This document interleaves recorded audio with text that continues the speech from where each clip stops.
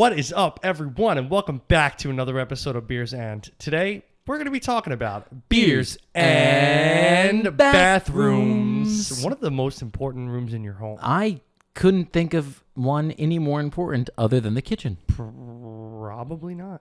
Yeah. Bedroom, place to sleep. Man, sleep in the kitchen. That's fair. I'm if you get in a big enough sink, you can sleep anywhere. I was going to say, kitchen really is just any place you can cook. Welcome back to the bathroom hour on Beers and. Today, my name is Alex, as always, and I'm joined by this lovely gentleman, Nick. Hello. Hello, everyone. We're going to be talking about bathrooms, obviously, and we're going to be drinking a very interesting beer. I guess we can call it. Sure. Okay, sure. This one's called Tremendous Cream. Tremendous Cream. It's from Other Half. It is an oat cream IPA. An oat? Yeah, so instead of lactose, they do like oat cream. Oh. The Other Half does it for a lot of their IPAs. There are some other places that I've seen like oat cream IPAs, but it's like a lactose substitute. Have we tried anything with oat cream before? I don't think we've ever had no cream IPA. I'm excited then. Because I haven't had one in a while until I bought these. This is a new one from them that I've never seen before. So this is they do like, maybe you don't know. They do we had all cashmere everything. Oh, yeah, right? yeah. Okay. So then sometimes they do like small cashmere everything, which would be less. Oh, of the ingredients. Right. So this one, Tremendous Cream, is a bigger version of Dollar and a Dream. Okay. And it's with even more hops. Mosaic, Citra, Idaho 7, which we're not familiar with. No, yeah, we've never had that before. Mosaic Cryo and Citra Cryo. So the cryos are just like concentrated hop pellets. Oh, essentially. All right. Yeah. So I don't know if they're frozen, freeze-dried or something, but they come in like, they almost look like a little... I'm imagining almost like... It looks funny enough like rabbit feed. Rabbit... I was just thinking, I was like, what's in pellet form like that? It looks like rabbit feed. I'm okay with that. So it's an Imperial IPA, an oat cream IPA, and it is a... What? It's up there. 10%. Oh, good. It's up there. So this is not for the faint of heart. Not to be trifled with, no. That's perfectly fine by me. Please come watch us on YouTube at Beers and Podcast. Please come follow us. Comment, like anything on Instagram at the same. Beers and 1 for Twitter. Mm-hmm. And come hit us up on our email at beersandpodcast@gmail.com. I'm excited for this because the fact is that we've already made the comparison to rabbit feed, and I've eaten rabbit food before in the past. Okay. Yes. Interesting. Yes, I have. Might have to hear that story. I was at, we were very young, and but not young enough to where I should have known. And we were at Danny's house with our buddy Tim, and there were these, I thought they were breadsticks. Tim B? Yep. There were these breadsticks sitting on the counter. And Danny comes back in and I go, these breadsticks are dry. I go, they're really dry. He goes, that's rabbit food, you idiot. Why are you eating rabbit food? I was like, but they were in breadstick form? Yeah, they were like longer pieces. Yeah, I guess like a rabbit treat. Oh. I don't know. Because, they need that, I guess. That was a vast oversight. Yeah, well, hey, listen, these things happen. I'm not proud of all things in my past. But that's actually not one of the worst. Would you?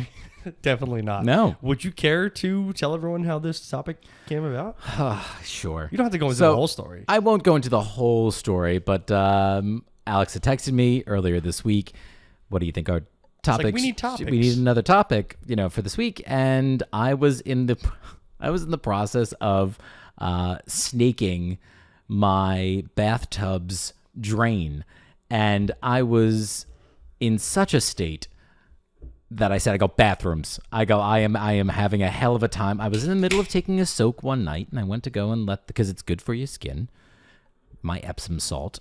And I put the drain down, and all of a sudden I was like, the water is not emptying out of this tub whatsoever. Hate that. So I was like, I'll just leave it overnight and maybe it's just a slow drain and we'll see what happens. And I woke up the next day and I was like, nothing has happened. So what do I do? And yeah, I wound up trying to plunge and that didn't work and had to bucket all of the, I think when you had texted me, I had bucketed all of the water out of my tub. That's terrible. And well,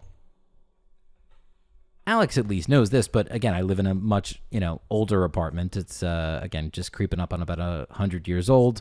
So I have I love it. I have a very deep, deep tub. So to go ahead and bucket out an entire, again, roughly, I don't even know how many gallons it could possibly be, bathtub took a lot out of me. Long story short, I wound up getting it unclogged, and I probably put the snake down roughly 20 feet. Oh my God. To go ahead and take care of all that. So your building actually has like an interesting bathroom layout to begin with, because like more modern buildings would build the bathrooms vertically on top of each other, but your building isn't like that. No, they are. Oh, it is. Yes. I thought for some reason, actually, I thought Danny was the one that told me that your building was reverse layout. Oh, so when it comes to bedrooms. So only the bedrooms. Nobody's bedroom is up against another person's living room. So everybody's bedroom is on the far side of things, which is wonderful. But the bathrooms are all still pipe-wise stacked on top of each other. Correct. Okay. Yes. Fair yes, enough. yes. Fair enough. This beer smells phenomenal. Ooh. Getting lots of citra notes. I was going to say quite a bit in there. There's like a mango-y It's a little, it seems it's got a little bit of a thickness to it, which I wasn't necessarily expecting. Oat cream. Oh. So the oat cream actually gives it, I think, more of a viscosity than the lactose does. I think I like that word. Viscosity? I think so. Yeah, I think I like the term viscosity. Viscousness. Yeah, I love that word. Viscous. It does. It has a very pleasant smell. Yeah. And you're right. Quite a bit of that mango, pineapple-y, little peach. Tropical stone. Yeah. That makes sense because, did I say Simcoe? No, there's definitely Citra in here. Oh, Simcoe was in the black IPA. Correct. Yeah, I mean, it smells phenomenal. Cheers.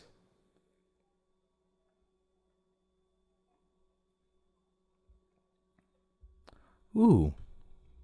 Very smooth. Not as fruity and sweet necessarily as the smell would indicate. Right. There are still notes, but there are nice, interesting fruit notes in here. Yes, but not as prominent, I think, as if it was made with a mango or a peach or a pineapple sort of puree. Because it's not a fruited IPA. Nope. There's like a caramelly note, and I think that's from the Idaho 7. Yeah, I'd be curious. Do we know what might be indicative of an Idaho 7? So all right, so we have Mosaic and Citra. Definitely, that's our citrus note and Correct. our pineapple-y note. And there's Mosaic Cryo and Citra Cryo. So Idaho 7 is the only one we're not totally familiar with. Yeah. And I believe there's caramel notes. Is it potatoey? Okay. So it's tangerine flavored hop from the Yakima Valley. Oh, these are T90 pellets. These are Idaho 7 T90 pellets. The Yakima Valley. It's a dual purpose hop capable of carrying a recipe, but it works best in conjunction with Citra. So just what we have. Tangerine, I think, is a flavor that is often mistaken for a lot of things. And when I say mistaken, I mean, I think that people automatically assume that it's going to be, a tangerine is an orange. And it's not. It's a little bit more sour. It is a little bit more tart. And in certain cases, a little bit sweeter, I think. Yeah. And as a result, that does come through, I think, actually really, really nicely. Yeah, this is an interesting one, though. Okay, so I got some Idaho 7 info. It seems like they only really come in pellets. So they're concentrated, it seems like. Idaho 7 hops are known for their piney, tropical, fruity, citrusy, earthy, and floral flavors and aromas, which I'm getting. Yeah, I do. If you let it kind of linger for just a little bit, you can start to almost parse out that Idaho 7 on its own. All of a sudden, some of that, I think, the earthiness in particular, starts to become distinct from those fruit notes, from those citrus notes. I think that's what I'm confusing for caramelly. Like that I think so. Quality to it, because it does have like a caramel note to it. I'm liking this. I'm gonna really let good. it sit for a little bit, to be perfectly honest with you. Let's just get it off the bat right off. It does not taste like 10%. Oh no! That I wouldn't. I wouldn't put that on. This is not a 10% beer as far as I'm concerned. This is. If you said to me 7, 6.5, 7, I'd say Definitely. sure, absolutely, but definitely not a 10. You know what? Maybe that caramelly note that I'm getting is from the oats. It very well could be. It is very possible. It very well could be. Here's like a little breakdown of the flavor profile on like a graph. So stone fruit is very high. Citrus is very high. That makes sense. Tropical fruit, I'm surprised, doesn't have a little off on it. No, yeah, I think it's got a little bit. I think it's much more stone than anything else. We'll take that image that we're looking at and we'll throw it up on the Sometimes I Instagram as well. like the stone fruit character for caramel too. So I think it's oats and the Idaho 7. I think everything's coming together to give it kind of like a rounded, earthy sweetness. This is an interesting one, and I've got to say, credit where credit is due. The Idaho 7 is a nice. Yeah, because we've had Citra, we've had Mosaic. We kind of know what they're about. Exactly. And I kind of like the fact is that there is this little something different in here. This is one of those beers that, I've been saying it more and more recently, so I apologize if I sound like I'm beating a dead horse. But it's not terribly complex, but again, I think it is in the right ways. Like, this is a really nice beer drinker's beer. Yeah. If you can effectively distinguish between these different types of hops and what you're supposed to be getting out of it, this Idaho 7, very, very impressive. Yeah, it's very impressive. And this beer is just like a great beer overall because the oat cream really like lends itself to a much more smooth, silky kind of mouthfeel. Yeah, the mouthfeel is really, really nice on it. Really, really nice on it. I'm not disappointed. No. In the least. I actually think that like this is one of my more favorite oat creams that I've had. I was a little hesitant at first, again, to go ahead and give a rating to it this early, but I'm feeling a little bit more confident, but not so much as that I'm not going to ask you first. I think you're right. In like 10 minutes, this is going to be better. I think after it warms up a little. So how about we give a rating and then we check it in like 10 minutes? And then, okay. And then we'll see where we're at. All right. Right now, I'm like very easily giving this a 4.25. Okay. And I was going to go like a 4.1. I mean, it's very, very nice. Super smooth. You can't even, there's not even a hint of the 10% ABV. Like, I'm going to wait the 10 minutes because it's a little bizarre because I feel like I'm getting more of the pine all of a sudden. Yep. Starting to kind of creep on through. Definitely. All right. Let's get into bathrooms then, sir. Yeah, let us. So please, by all means. First off, I have this headed bathrooms ? Because at the time of writing, I was like, man, I really don't have. I even texted Nick. I was like, man, I really don't have. Like, I'm having trouble with bathrooms. Not my bathroom. Like, yeah, and you specified too. You were like, just to clarify, not my bathroom. Yeah, well, because the best part is that, my good sir, is that about a day or so afterwards, I wound up having to actually have a plumber come by to then have to address my toilet. These are the things, you got to deal with when you're not a homeowner. Yeah, pretty much. It's fine by me. So I have this paragraph, this bullet point topic: turrets to toilets. Oh, because there's a lot of castle speak. Oh, not like a military turret, like a no, yeah, whoop, spire, like a spire. Yeah. Okay, so in a rotunda, very nice. Thanks. In a catalog assembled for the 2014 Venice Biennale, you tell me. Yeah, Biennale. For an exhibition of architecture, the bathroom is described as, and I quote, the architectural space in which bodies are replenished, inspected, and cultivated, and where one is left alone for private reflection to develop and affirm identity. I like all of it except for the cultivated part. Like, I'm all about everything except for the cultivation, because you know what's cultivated in a bathroom is when you wake up in a tub full of ice and there's and you're missing a kidney. You're missing a kidney. And that shit was probably sold for $2 million in the black market. Holy shit. Yeah, very interesting. But I believe it. Tagline? Listen, you guys all know, and I've said it even earlier already, I'm a bathroom guy. Yeah. I don't spend a lot of time. Actually, like, if I have to shower or when I shower, I'm not in there for hours at a time by any means. Nancy is. God love him. I've had to get the ceiling repainted twice because the fact is that he takes an hour and a half long shower that just takes the paint off the walls. And, yep. But I take my soaks. I love bathroom time. So you segued me really nicely into my question. Oh, please. I did forget for a second. I got really excited about the beer. What's your favorite bathroom routine? Like, what's your favorite thing to do? I know 100% what mine is. Okay, so it's an interesting one, but I love to soak, and it's one of those things where it's never, because Mike had said it once. He goes, "It's like man soup." I go, "No, it's not." I go, "I'm not actually bathing." Are you a bath bomb person? I've done a couple bath bombs in the past. I always soak in Epsom salt at least. That actually works. Oh, absolutely. I can 100% give a testimonial. Epsom salt works. Absolutely. I do it for just kind of replenishment and whatnot. But one of the things I'm really, really big on that I love, I make my own, or make our own coffee scrubs. So I exfoliate like a son of a bitch multiple times. Oh, that's probably nice coffee soap. Well, it's not soap. It's the coffee scrub. It's just like an exfoliant. Yep. Make it at home. Super easy. It's just coffee. It's coffee, coconut oil, rock salt. Like not actually like rock salt like you used to. Not for the driveway. Yeah, but like actual thick rock salt. Exactly. Yeah. And there's something that's called like Aztec clay, and it's just used as like a binding agent. And use that stuff. Oh, whatever works. Love it. Whatever love works. it. It's the most. Well, come on, your skin is the largest organ that we have. You got to take care of it. The epidermis. People don't use that word enough. Not at all. You know what I love to do? I love to clean my ears. Oh, they say it's so bad to do it every day, but I do it every day. Q-tips are not meant for cleaning ears. No, I'm going to say it right now. Nobody knows this because nobody looks at the package.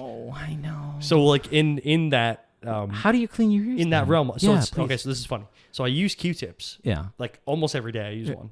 I'm like obsessed with it. So am I. Okay, cool. I saw online this thing called a Tvidler. A Tvidler? Yeah, Tvidler. Okay. Tvidler. Okay. And it's like an ear cleaning device. But is it like a water pick though? No. Because I was gonna say that's bad for you. So it's there's a little soft, flexible like corkscrew piece on the end, and as you do it, you're supposed to like corkscrew into your ears. Wait, all right, hold on. I'm very disappointed. So I bought this thing like 2 weeks ago. Oh, you did? Okay. Thinking that like this was the this is the epitome of ear cleaning technology. Like I need this, and it says you're supposed to clean your ears like 3 or 4 times a week with it. Okay. And I have used it like 7 times already, and nothing has come out. Like quite literally nothing has been removed from my ears. Now, out of sheer curiosity, have you then used a Q-tip and realized? So I waited like days. Yeah. Like I told you, I clean my ears every day. Yeah. I waited like 3 or 4 days the first time to use this thing, and nothing happened. I waited another 2 days, nothing happened. Then that day, I was like, all right, I'm gonna try the Q-tip, and like not like. I'm not going to be graphic here. Not much came out, but there was some discoloration on the Q-tip. Yeah. But not on the soft corkscrew. I would love to go and get one of those like professional. Oh, an ear clean? Yeah. There was this other, when I was looking at the Tvidler, there was this other contraption that was almost like I can't say that. It was like a piece of metal on the end of almost like a. You ever see those things where it's a mirror for your mouth? Yeah. And that long stick that it's on. Yeah. Okay, so that long stick, right? And at the end of it is a little metal grabber. Ooh. But the interesting thing is it has a camera on it, so while you're in your ear, you can look on the app and like. I don't think I want to like watch. I don't want to see my cochlea. Which is what my fiance said. Yeah, so I didn't get that. Yeah, that one's a bit much. Oh, I do love a good cleaning of the ears, though. Yeah. Ooh. You ever see the candle? Like where people like tilt their head over and put a candle in one ear and let it burn? Yeah. That makes no sense to me. No, but I don't want to. It's like a neti pot. I guess I assume. Remember when that came out that those were like spreading bacteria through people's nasal passages? Were they? Oh, yeah. When they first came out, people were getting like... because they weren't sanitizing them in between? Yeah, like hardcore viruses from them. Jackasses? Yeah, I was going to say, I love my neti pot. I never really use it, but like, because I don't need to, but not in this kind of gallon of water for this nose. That always freaks me out. Really? Sorry. You know, sometimes I don't want to hear those things until afterwards, like when I'm re-listening to the podcast. But this time I caught it firsthand, and that was funny. They freak me out because they push water through your nose into your sinus and then through the other side and out. Like that weirds me out. Like I feel like mine won't work. I'll get mine down my throat and cough. Oh no, you gotta kind of do that thing. No. All right. I can barely hold my nose when I jump into the pool. You hold your nose when you jump in the pool? I have to, or else I get water in my nose. Just don't breathe through it. Or in my eyes. Force. It's force. All right. It's not. I don't want to argue. We're having a lovely time discussing bathrooms and bathroom rituals so far. All right.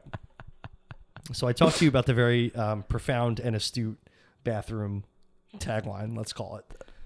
The flush toilet was invented in 1596, which is way longer ago than I thought it was, because it wasn't widespread until 1851. 1851. So it took almost 300 years for the toilet to, like, the flush toilet to become a thing. It's amazing because I didn't go too much into like the historical aspect of things at all, but like literally for centuries it was just like cholera. Oh, yeah. Cholera. And it's like, folks, how did nobody think to themselves like, so there was a period of time where in ancient history, people weren't necessarily dying from cholera all the time. And then we started, what changed? What did we do? Oh my We were God. what? Throwing feces where? Oh, everywhere. I forgot. Everywhere. Ugh. So before the flush toilet, there was what I call a ragtag collection of bathroom options. Okay. Because they were. You could either, these were your choices, communal outhouses, if you had them, chamber pots, or just a straight up hole in the ground. Because that was your option. Good Lord. So now we're getting to turrets. Here's where the turrets come. Oh, yeah. So during 11th century castle building, there was a boom, apparently, in castle building in the 11th century. Like, castles were made quite literally everywhere. Oh. Chamber pots were supplemented with toilets that were actually architecturally built into the structure. So, like, in the castle, there was a toilet. These early bathrooms, or what they were called was garter robes, were just continuous vertical chutes that, like, segmented its way out of the castle. So, like, they were essentially just like long holes in the ground. Yeah. Really. Garter robe stands for guarding your robe. Oh. Literally translates into that. And a really interesting tidbit, people would derobe themselves when they went to the bathroom, and they would hang it on the wall. So apparently ammonia from urine dispels fleas from clothing. So this was like a natural flea repellent for people. Really? So that's where the name comes from, like guarding your robes, stopping yourself from getting fleas. Which, again, is amazing because, like, where were people getting things like the bubonic plague? Right. From, like, fleas. From freaking, what's his name? Fleas and ticks. What's his name? Genghis Khan. Genghis Remember, Khan. he was launching people over the wall. Yeah. Okay. So eventually these evolved into small rooms that protruded from a castle's wall. So they were like kind of like offset, and they would feed into like a bottomless pit or bay. So like you could just use the bathroom and you wouldn't have to worry about it. Right. Yeah. Right. Interestingly enough, this room, not the garter robe, but the outside of the castle wall room, the protruding room, was used in a pivotal scene in the finale of a Game of Thrones episode. Oh, really? Yeah, there's a scene where, spoiler alert, Tyrion, the dwarf guy, what's his name? Tyrion, Peter Dinklage. Yes. Kills his father while he's sitting Oh, on... yes. That was like the in, second or third season or something like that. So yes, that was in one of these like old school bathrooms that they eventually created from the garter robe. Huh. No way. Yeah. That's wild. Yeah, I love that. I don't know why. I just had a memory. When my father's father, used to refer to like going to the, needing to use the bathroom. The latrobe. Did he call it the latrobe? No, he used to call it a backhouse. I got to go to the backhouse. I was, thank you, because I was probably in my early 20s by the time I finally realized. I turned around to my father and was like, do you know what backhouse is? He was like, what do you mean? I was like, backhouse. It's not a Sicilian word. He goes, no, it means back house. I was like, I'm sorry. I didn't realize that I was the last one to catch the boat on that one. Literally. Yeah. Christ almighty. So I went in, and it was interesting because I at first ran. I can't wait to hear it. I don't even care what you have to say. I can't wait to hear it. I thought what was going to be a little bit of a challenge, kind of doing some research on this as well. And then realized, like, no, not the case necessarily at all. So for one thing, I do want to just kind of cover like terminology for the word bathroom in general. But typically it does refer to a separate room in a residential building with a bathtub or a shower. So in North America... But not a toilet? No. Okay. So in North America, it generally refers to any room with a toilet, regardless of whether or not it actually has a bathtub or shower. So like you've been to, I'm sure we've all been to hotels as well, where like, it's like, oh, look, the toilet has its own little like room off of yes. it. Technically, that's where like the differentiation comes into play here. Oh. So in North America, it is much more indicative of having everything technically all in one room. All of your bathroom commodities that you need. Exactly. Yeah. So in the U.S., there's actually a lack of like a single definition as a result of this. And in Canada, in fact, the term washroom is used much more frequently. Okay. So I wound up finding myself getting into the bidet because I am fascinated. I truly am fascinated by the bidet. So am I. I'm glad you did it. So for those folks that are not necessarily familiar, a bidet is a bowl that is used, like you sit over it, and it's used to clean one's like genitalia, their buttocks, and is typically used either before or after for, again, the purposes of like keeping things nice. I'd refer to it, as a movement, like after a movement, or generally before or after like sexual intercourse, all right? Just a matter of like personal hygiene. Oh, that's very nice. Yeah. So the use and the it's very nice indeed. That's very nice of that person to think that. Right? Well, absolutely. Come on, why not? How thoughtful. I think you French. Well, it's funny you say that because it actually here we go. varies. Like use and presence varies quite a bit based on both country and culture. So, for example, they are habitually used in nearly all of Europe, except for Northern Europe, with the exception of Finland. And Eastern Europe. But if you are in Southern, Western, or Central Europe, they are considered to be like indispensable. Like you need to have a bidet. Eastern Asia, they are predominantly used, and certain parts of like South America with particular emphasis in Argentina. Oh, okay. So in certain European countries, and just to kind of reinforce things, a bidet is now required by law to be in any room that contains a toilet. Oh, wow.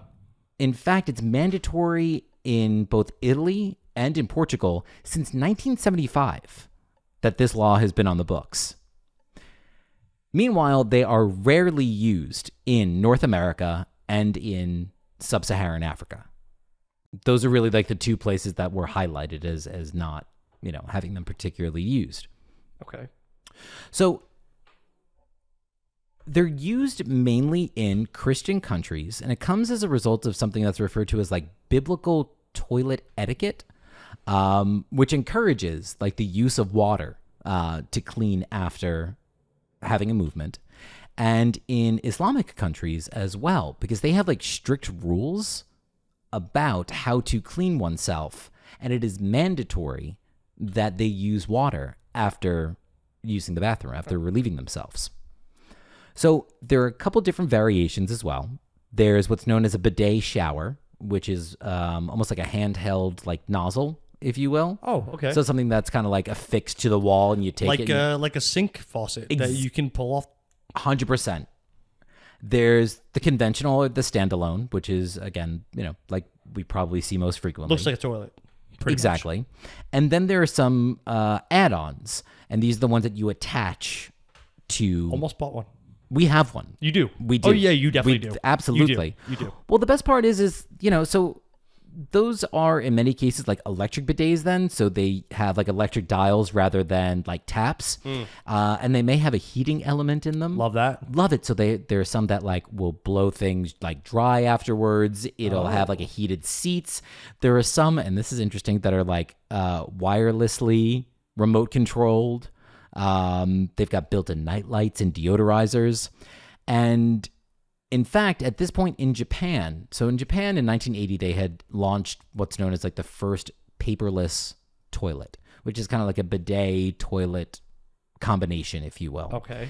And since then, and at least the most recent statistic that I've got is till 2015 or up till 2015, that roughly 76% of households have this combination toilet bidet. In Japan. In Japan. Now, again, it's something that I mean, you know, like we said, it seems odd to us, which is fascinating. Getting caught in a web seems odd to the fly. Yeah, exactly. Exactly. So from a perspective, though, of like health, personal hygiene, when one takes into consideration like personal hygiene, the use of a bidet is often like more accurate and like in terms of actually like cleaning oneself, and it's much more easy to maintain one's like personal hygiene as a use with the use of both bidet and toilet paper, more than toilet paper alone, and in certain cases toilet paper is not even needed then. And from an environmental perspective, and this is where I'll kind of, you know, wrap things up, I believe, roughly. So the average person, I don't know if this is a weird question. Have you used a bidet? Actually, no. Okay. So the average person, if anything, only uses about 1/8 of a gallon of water per day when using a bidet. Oh. Which is much less water than it takes to even make toilet paper. Yeah.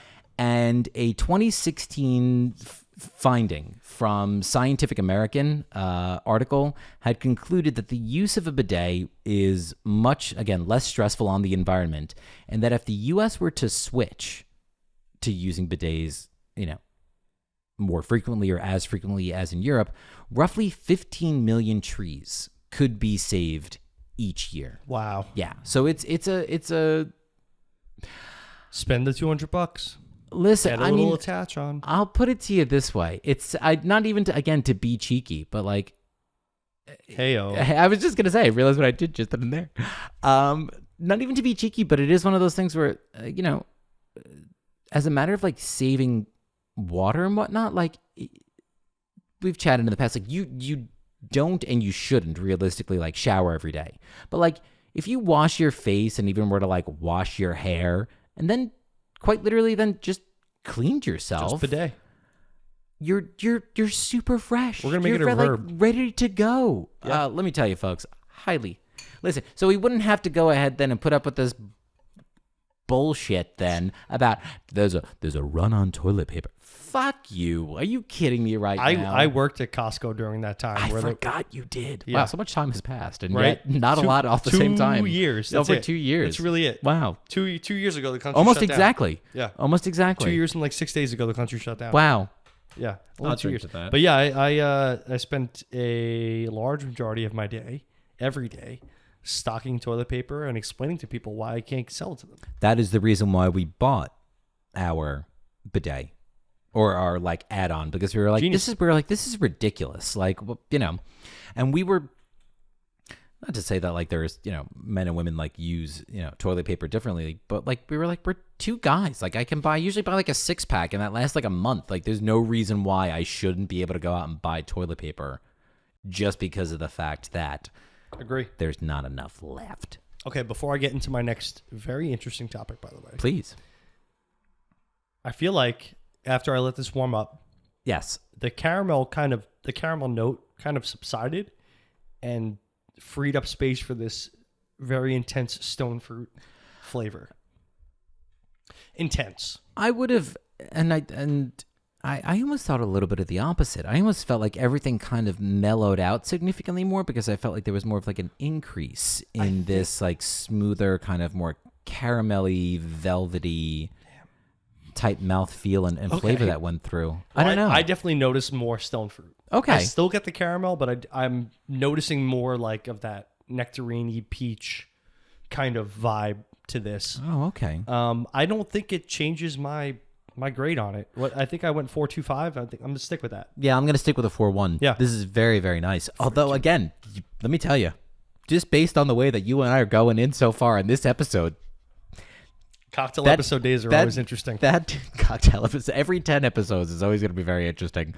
But this 10%, yeah, whew, you can't even tell. You can't. It's insane. Until you start talking about the days. Right, exactly. So I wanted to take a look at some of the most expensive bathroom items that we could possibly I'm so purchase. Glad you did, because I didn't. Let's start small. Okay. Let's start small. There's a toothpaste called Theodent 300. It's $100 per tube of toothpaste, but this toothpaste is fluoride-free and promises to not only strengthen, but remineralize the enamel of your teeth. Remineralize? Like recalcify your teeth? Recalibrate your teeth structure. Oh, well, I want that to be FDA tested, because Right. that sounds like bullshit. Me too. Right? So let's say we're going to brush our teeth with very expensive toothpaste. Okay. We're not going to use just any old inexpensive toothbrush. No. Right. Could I interest you in the Reynost luxury toothbrush? Oh, well, I only brush with Reynos. It is made completely of titanium. This little sucker will only cost you about $4,500 Jesus fucking Christ. for a toothbrush. It comes equipped with an antibacterial coating between the toothbrush and the replaceable brush head. There are so many people that are starving all over this world. Yeah, and there are other people who buy $4,500 toothbrushes. And again, if you like, I'm genuinely curious if in your research you had come across it, but like, who? Right? That's a great question. Who is genuinely purchasing? Like this Not is us. This is like Saudi Arabian prince type stuff. You're like, absolutely right. Let's take it a step further. God, if you're going to be bougie and brush your teeth with very expensive toothpaste and with the finest equipment, toothbrush, you might as well spit into the luxury edition and gallery's Bidet sink. So this sink, sir, let me tell you, is fully cast in aluminum. Okay. And then covered in 24 karat gold. If you're feeling extra, you can get diamonds studded in the front of it. Oh. Wait, I have pictures. Oh, you know what I'm upset about is that it's actually a very tasteful. That'll run you a cool $80K. Holy what kind of fuck you money? And you guys are gonna see this. We're gonna make sure that you see this. Again, and I'm so embarrassed again to say it's very tasteful.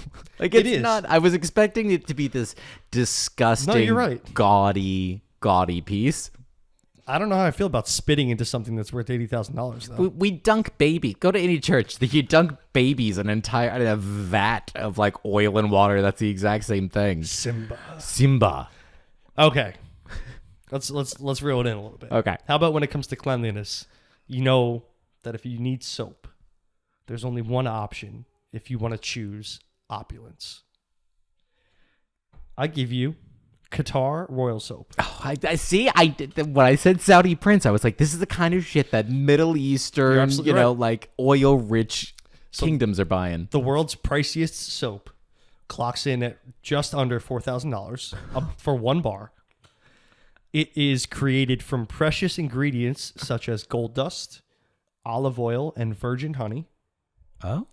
Not only that, but the soap itself is studded with diamonds. And I can only assume for extreme exfoliation. Extreme exfoliation. Because there's no other way you're using that for anything else. Oh my God. Yeah. For no reason. I don't know if it's that the 10% is kicking in, but I'm all of a sudden thinking to myself, like, you know what? I'll fucks with it. Like, I'll try it out. I won't take long, but we're getting into the heavy hitters. Okay. We're getting into the heavy hitters now. Oh, God. The Dornbracht Sensory Sky Shower is what I want to talk about. This shower system is quite literally anything but simple. Retail price is about $36,000. Oh my God. This shower comes with atmospheric digital controls that manipulate your light show or fragrance as you see fit. There is a flat overhead rain panel with individual head and body sprinklers. But not only that, but there's also a full-on rain curtain that you can choose to shower in. But there's even a cold water fog nozzle to allow you to have every shower effect desirable. Oh my goodness. So I'm going to show you a picture. Please and do. I don't think the picture really does it justice. I'm a sucker for like at least oh my God. It's quite literally like an entertainment system in your bathroom. That is, and I don't know if I've used this term. Opulence. That is the sexiest It shower I have ever. You could be a cretin and get out of that shower and ooh la la, look at you! Wow. So you said $36,000 though, and that's not. We haven't hit the pinnacle yet. oh my God. So you said dude, you like to take a soak. I do. I love a good soak. So if bathtubs are your fancy, Yeah. your bathroom would not be complete without the Le Grand Queen bathtub. This tub is made out of 180 million year old fossilized wood and will cost you $1.74 million to purchase. A company called Kaiju, Kaiju, Yeah. has created this tub. And the excavation of this 10-ton tree trunk was no small feat. So in Indonesia, this tree trunk was found that this tub is made out of. And it took supposedly 200 people, 600,000 working hours to excavate from the earth. And they thought to themselves, Let's make a bathtub. let's make a bathtub. And that's what they did. And also they're charging people $1.74 million for it. And finally, we'll end things Wait, off. can I see the photo of this real quick? Oh, for sure. Please. It's actually incredibly beautiful. And I would not mind bathing in this tub. Oh man, like now we're starting to get to the point where playing to like my weak points. Right. Okay. I'm definitely buying that finally- lottery ticket today. Yeah, you need it. We both need it. Finally, the tippy top of our list, we have a solid gold toilet. Is this Hitler's? Solid gold. No, actually, this was not. So about 10 years ago, this company called Hang Fung Gold Technologies, based out in Japan, created like a display for this 24 karat solid gold, not gold plated, solid gold toilet. Actually, the entire display is what calculates to the final price, but it's a bathroom made of pretty much almost entire gold. The tiles, even though they're not all gold, they're like gold plated. The toilet is full solid gold. I believe the sink was gold plated. The door is also has gold in it, and the tile on the floor looks like a mineral, like a rock, like a crystal cut in half. Yeah. But it's gold in there as well. So this entire gilded bathroom would cost you a ridiculous $29 million to take off of the hands of the Hang Fung Gold Technology company. They actually, like I said, they presented it in a display, so I don't even know if this was ever actually sold. This was about 10 years ago, but it was sitting there, this entire gold display. So the artist that created the toilet actually got his idea from someone we know very well, communist leader Lenin. Oh. His vision, and it may have been in jest, I believe. This is like a utilitarian. Well, he made a comment once, and I think this artist took it a little bit too much to heart. But his vision was that the most appropriate thing to do with gold is to build a public toilet out of it. And that is what this artist went and did. And I'm going to show you. Wow, like way not to pick up on the message. Right? I'm going to show you before we wrap up. Like this entire bathroom is made out of gold. Everything down to the wastebasket, the hamper, toilet solid gold, the panels. It's got to be. Okay, so like this one I'm okay with. And the reason why is because I do think, now that with that backstory, I do think that this is quite literally meant to be a joke, right? A joke, or not even so much a joke, but at least a piece of art that is meant to get one to think. Definitely. I mean, it's like, look at the tiles. It is beautiful. Tiles on the wall, they're beautiful. Although, again, the whole idea of like, I don't need all that gold. No, I don't need a gold The toilet. floor is absolutely Isn't it beautiful. cool? It looks like the floor is Geo, it's cut in beautiful. half. Oh my God. Too cool. Solid gold toilet, whole display worth $29 million. I'm almost upset now that I didn't look up anything about Hitler's gold toilet. I haven't heard of that. So Oh, it's somewhere like in here, like in the U.S. or something like that. Like someone, really? someone owns it, and it's like, it's like, but not like in one of those like worshipy type ways. Like it's okay, more of that's just good. like, oh yeah, that old thing. That's Adolf Shitter. Adolf Hitler. Adolf Shitter. Oh, guys got jokes. Adolf I came really Hitler. close to the microphone for that one. That's all right. That was really beautiful. Oh man, Piece of shit. So I decided to go and look into. So I was curious actually about like public bathrooms in the U.S. and specifically what I was kind of curious about was how we have like our public bathrooms have cracks and holes, and it's not all the way down I to know the where you're floor. going with this. Well, to be honest with you, it's not because I didn't wind up getting into it at all. Oh, okay. But I'll play on that later then. I had stumbled across like some like laws in terms of like access here in the U.S. to public bathrooms. Oh, okay. And how they're a bit weird and a little like vague in certain regards. So when it comes to access to bathrooms for workers, let's say like as an employee, OSHA stipulates that all employees must be provided with toilet facilities, which is odd, but that means that there was a point in time where we weren't. So the issue, though, arises when it comes to when an employee is allowed to have access to the toilet. Okay. So as a result, in 1998, they added a memorandum which had stated that workers could only be restricted if it was unreasonable at the given time, meaning that like an employer could stop you from using the bathroom if they deemed that it was not a good time.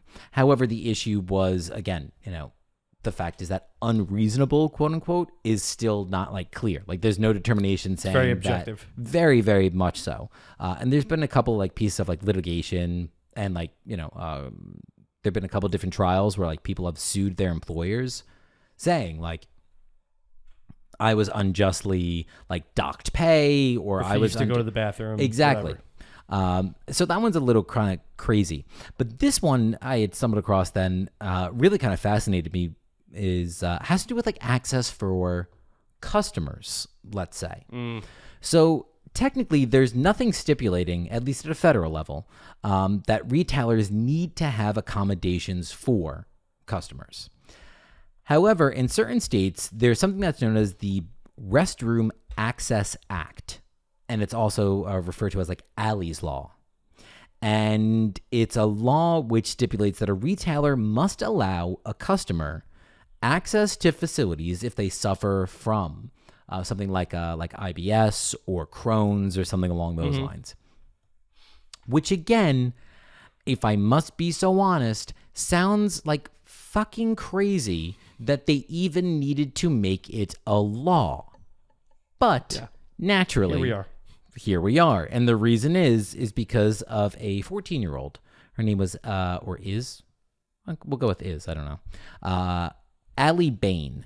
She was 14 years old, who lived in Illinois, and she'd been shopping at a big retail store, like with her mother. Allie suffered from Crohn's disease, which, just to put it out there, I've never dove too deep on what Crohn's disease is and whatnot. However, I know a few folks whose like parents had suffered from it. It's like IBS adjacent. But if I'm not mistaken, it's beyond that. Oh, really? It's worse. Crohn's is Crohn's is beyond. Okay, beyond that. terrible. It's a horrific, diagnosis, and there's no cure for it either. Right. So this girl, Allie Bain, and her mother, they were out shopping. She had a flare-up, is what it's referred to, of her Crohn's disease. And she was denied access to the employee-only bathroom. And as a result, this young girl, she, soiled herself. Like she went to the bathroom. And it was her mother who had turned around and said, like, there is no way that anybody should have to go through That's this. not okay. No, not at all. So she and her mother had, like, gotten in contact with a Illinois State Representative, and then in August of 2005. 2005. Not that long ago. No. They made it mandatory that anybody that suffered from these, diseases, these ailments, had to be given access. Right, to an employee bathroom. To an employee bathroom. Public bathroom wouldn't be an issue. Correct. There are still like a couple like different levels of like stipulation that need to be met for it to happen, of course. And it's only, as of 2018, there are only actually 15 states that actually have this on the books. Wow, really? And I was talking with Nick about it a little bit earlier, and it's a really like interesting, I'm not going to mention all the states, obviously, but it's a really interesting mix because it seems like it would be one of those things that,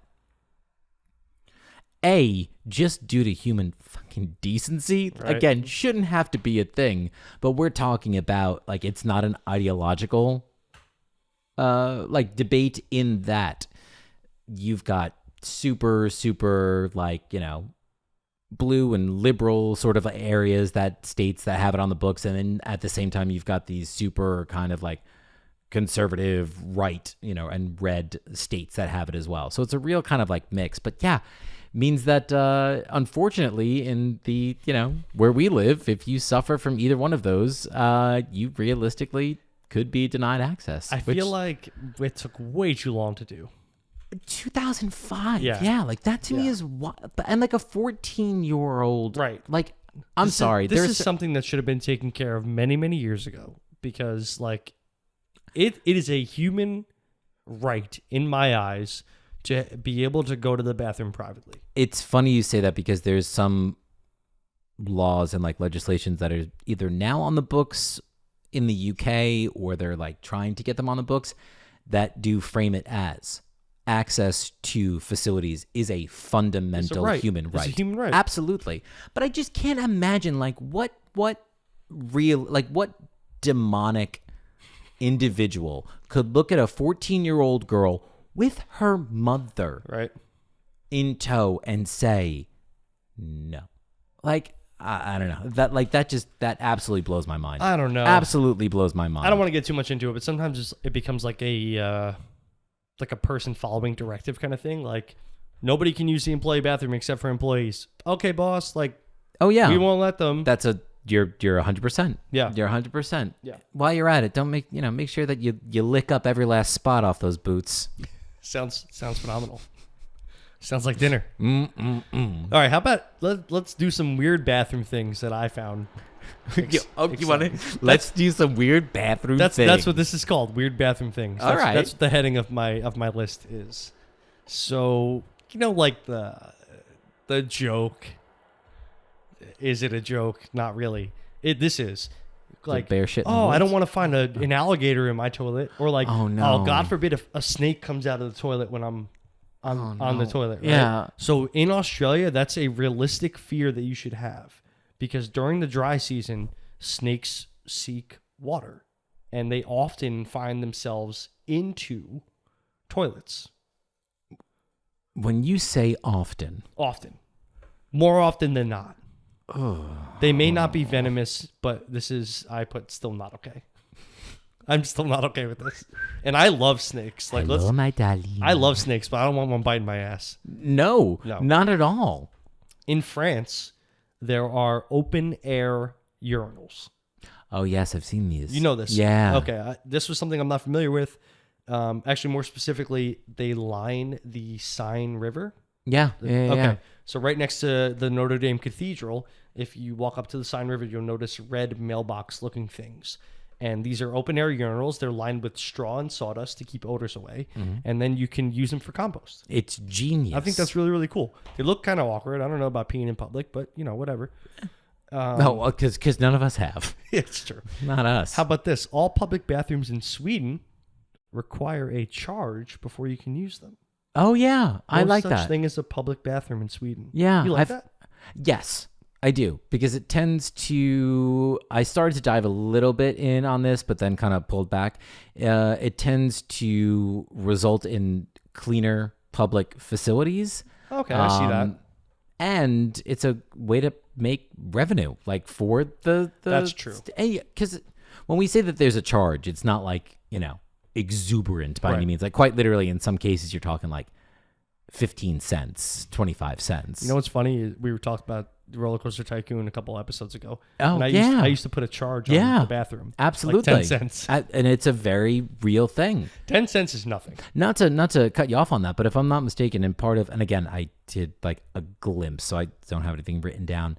But at one point in time, the U.S., like here in the U.S., we used to have like tens of thousands of public bathrooms where there was a charge, and then most of those facilities were like done away with in the 80s and never replaced. So apparently in the U.S.,